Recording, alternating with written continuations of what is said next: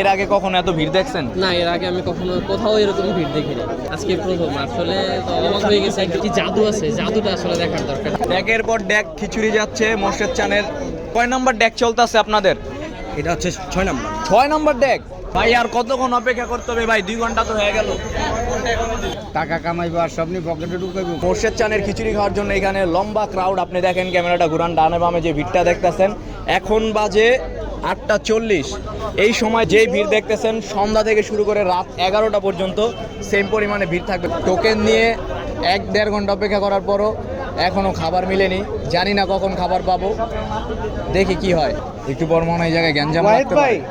গ্যাঞ্জাম হলেও কিন্তু আমি খাবার মিস করতে চাই না।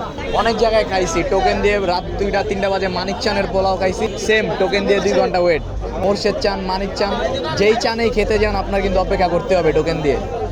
খিচুড়িটা খুব অল্প সময়ের মধ্যে খুব ফেমাস হয়ে গেছে। আমি শুনছি, আমি আজকে শুনে আসছি প্রথম আজকে খেতে। ড্যামরাই কি ভাই এর আগে কখনো এত ভিড় দেখছেন? না, এর আগে আমি কখনো কোথাও এরকম ভিড় দেখিনি।